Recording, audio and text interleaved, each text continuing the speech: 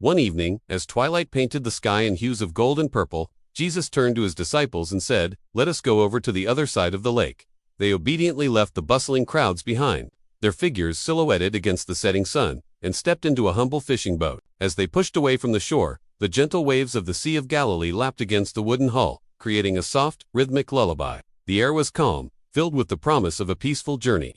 Amidst this tranquility, Jesus, weary from a day of teaching and healing, found a cushion in the stern, lay down, and drifted into a deep sleep. The boat glided smoothly across the water, a tiny vessel under a vast star-dusted canopy. But the serenity of the evening was a fragile mask. Suddenly, without warning, the sky turned a furious, inky black. A violent squall, a storm of tremendous force, descended upon the lake. The gentle breeze morphed into a raging gale, whipping the water into a frenzy. Towering waves, like angry giants, crashed over the sides of the small boat, threatening to swallow it whole.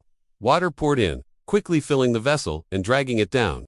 The disciples, seasoned fishermen who knew the treachery of this lake, were gripped by sheer terror. They fought against the storm with all their might, their muscles straining, their knuckles white as they clung to the oars and rigging. Yet their efforts seemed futile against the raw power of nature. And through it all, in the stern of the violently rocking boat, Jesus remained asleep, undisturbed by the chaos that had erupted around them. Panic turned to desperation.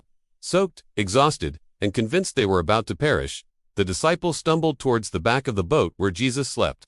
They shook him awake, their voices cracking with fear and urgency.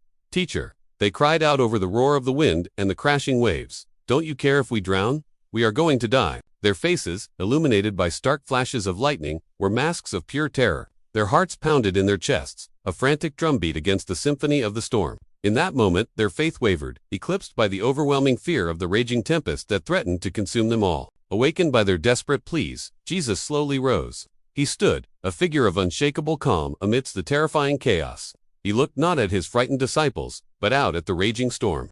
With a voice that was not loud but carried an undeniable authority that cut through the gale, he rebuked the wind and spoke directly to the tumultuous sea. "Peace, be still." The words hung in the air for a mere instant, yet they held the power of creation itself. And then, a miracle unfolded. The howling wind ceased abruptly.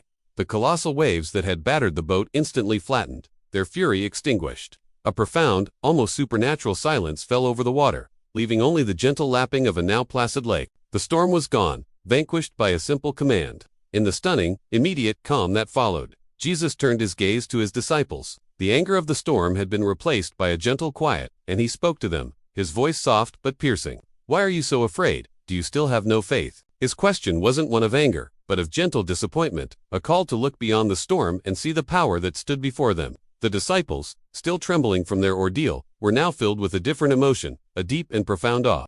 They looked from the perfectly calm sea to the man who had stilled it with a word. They whispered among themselves, their fear replaced by utter amazement and wonder. "Who is this?" they asked. "Even the wind and the waves obey him." As the first light of dawn broke across the horizon, casting a warm, golden glow over the tranquil waters, the event began to settle in their hearts. The storm had tested them, pushing them to the edge of their belief. But in its wake, something new was born. It was more than just relief. It was a deeper understanding, a renewed and fortified faith. The storm had obeyed his voice, demonstrating a power that transcended the natural world. And there, upon the calm, glass-like surface of the Sea of Galilee, faith was reborn in the hearts of those who would one day change the world. Thank you for watching with us. If this story has touched your heart, please consider liking this video and subscribing to our channel for more content that inspires and uplifts. We'll see you again soon.